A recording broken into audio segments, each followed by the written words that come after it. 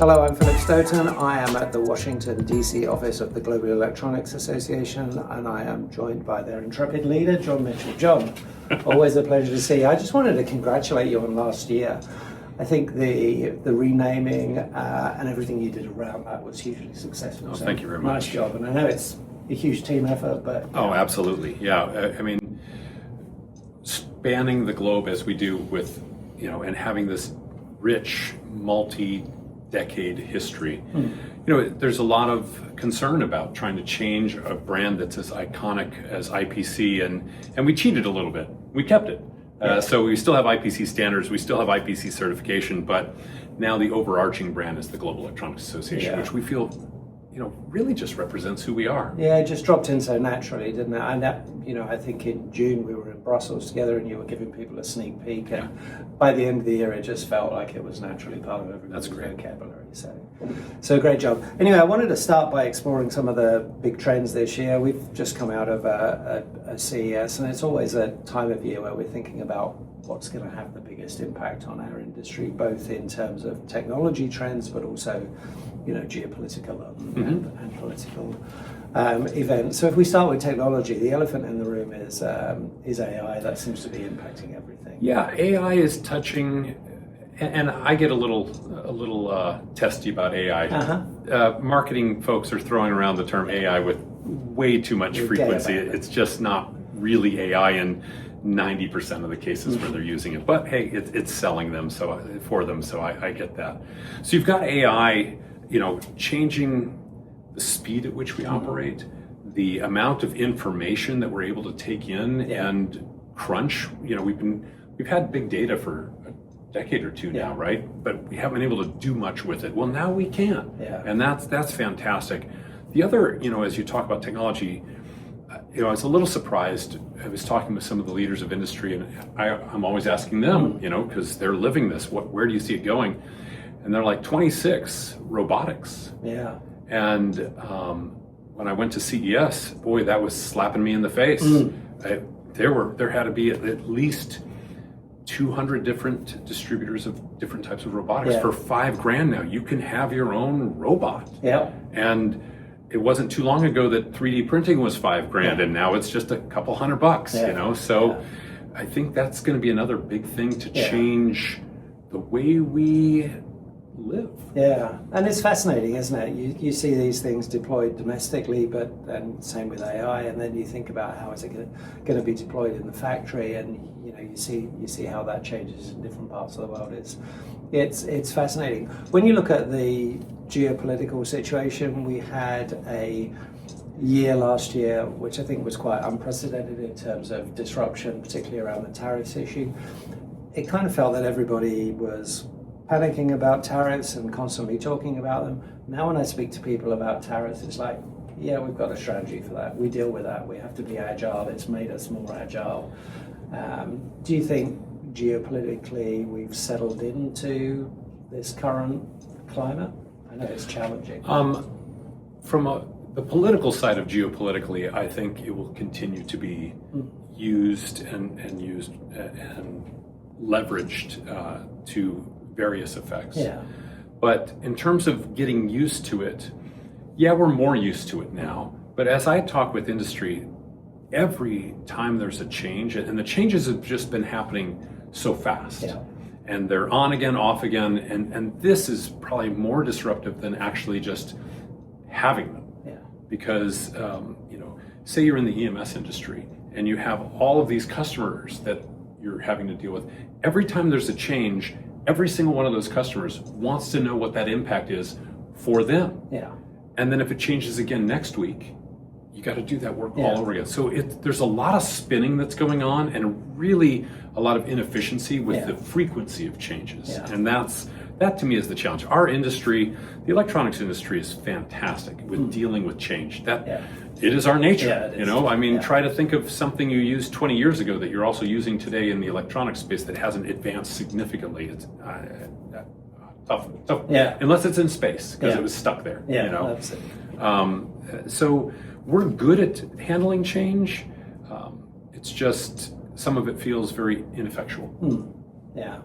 So just moving back to the Global Electronics Association, name change last year. It felt like it was an inflection point. It felt like it was a clarification on what the association does, which I think is wonderful in itself. How does that reflect in the way that you're building muscle in the various different parts of the organization, and what your expectations and your vision is as we go into 2022? So we've been living as the Global Electronics Association before we changed the name. This has really been who we are for some time. And the name just now finally reflects it, which is part of the reason, to your point earlier, that I think it was so easily adopted. Yeah. Because that's really who we've been for a number of years now. But there's also a responsibility with this larger name. We are the Global Electronics Association. So what should we be doing to really demonstrate that even more fully? You know, we've been building and building in that fashion, and now we're looking to do even more. So last year, as part of that, we brought in a vice president of US and Canada. Up until now, the focus on that specific region has been kind of the job of all the executives. Well, it deserves its own focus. We've split Asia into two sections, East Asia and India and Southeast Asia. And so we've got leadership over both of those. We're looking and doing more in Mexico. So it's really about making sure that we can live up now to this name. You know, yes, we've been building at it for many, many years, but now the name's out there. And so we need to be doing the things, providing the information. And so, yes, we are the source, you know, about the industry, for the industry, and for other parts of other parts of not the industry. The electronics industry, to me, is unique. I've shared this in a couple of my keynotes, but you have water is necessary for life, right? Fossil fuels drove industry. Electronics are that next natural resource. It's not natural, but I mean, we've created it because it cuts across every single industry. It does. Without electronics, you don't have AI. You don't have robotics. You don't have automation. You don't have all the innovation. Electronics are the innovation resource for every other industry in the world. And so as that's also a responsibility that we are shouldering as the Global Electronics Association. So when you think about that, you know, you've talked the talk with the rebranding, and now you're walking the walk. What does that mean in terms of perhaps new things that you're bringing, or where do you see the important focus? When I look at Global Electronics Association, you think, okay, well, maybe if you're that engineer that's been trained by IPC and has been certified by IPC and is making product to an IPC standard, you feel that that's the association you know and love, because that's what it touches your life. When I think of it from a leadership point of view, which is where I spend a lot of my time talking to people, it feels very much an ecosystemic thing, and it feels very much that it's an advisory because it's providing insight. It's the industry's bridge to Washington, to Brussels, to politicians. Which of those areas are critical? Which do you need to build muscle in? Is it all of them? It's all of them. Of course. So we're never going to move away from our base. Absolutely, we're there for how you build electronics. You know, we changed our vision just slightly. It used to be build electronics better, right? And now it's better electronics for a better world. And that better world is, again, encompassing this larger concept. So a lot of our efforts are really about maintaining that, but in addition, talking to the world, talking to other industries, talking to countries around the world, saying, on behalf of the industry. So it's not just doing things for the industry directly, we're also doing things for the industry indirectly. By, as you mentioned, talking to these governments and saying, look, each of your nations needs to have an electronic strategy, no matter what industry you're prioritizing, because we impact all of them. And so that's the message we're going out there with, trying to help the thought leaders, the policymakers, the governmental leaders, et cetera, really understand how critical this is to their future. And it's a two-way street, isn't it? You know, as you spend time with those politicians, you're gaining some of the insight in what they're thinking, and you can share that back with. Absolutely, because the better information we have, the more easily we can respond and adapt quickly. The last area I wanted to talk about, and it's purely because we talk about it all of the time, and I consider you a bit of an expert, is the talent equation, which has been absolutely critical in the industry for some time, and it feels like it's even more critical. It feels like AI is providing us with a challenging inflection point in that part of how we operate our business. Do you spend time thinking about what AI is going to mean to all the good folks that work in the electronics industry, how it's going to support them, how it's going to maybe mitigate some of the talent shortages? How big a disruption do you see that being? Over the next 3 years, it will be a minor disruption. People will be adapting to these new tools, so they'll treat it as a tool, which is great. Yeah. And we'll get more efficient, just like we've done with every tool. A spreadsheet helps us over, ledgers, things like that. But that's really just the first piece of it. The part that raises questions for me, and I don't have the answers yet, we're working on it, is as AI becomes, you start moving from just generative AI to agentic AI and then beyond. Yeah.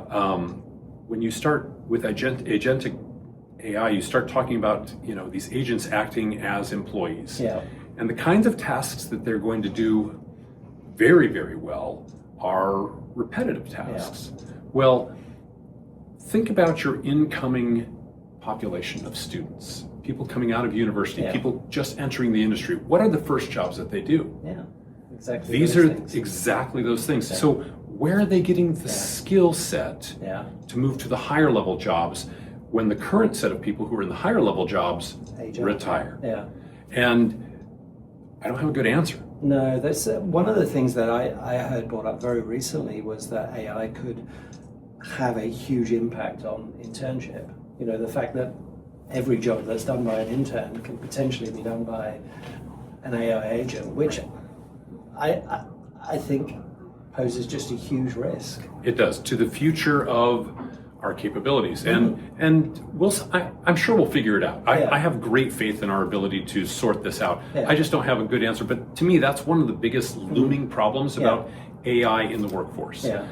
Workforce is still absolutely the critical thing that the industry at large does. I've quoted it with you before, but I was talking with a leader of one of our great members, and he says, look, John, everybody can buy parts, everybody can buy the equipment. The differentiation is the people and how they use that stuff. Yeah. So you really need to invest in the people, and we at the Global Electronics Association believe strongly in that and are investing on behalf of the industry in that, because our member companies are fantastic, but their job is to build electronics. Yeah. They're not set up as training institutions, even though they have to do that.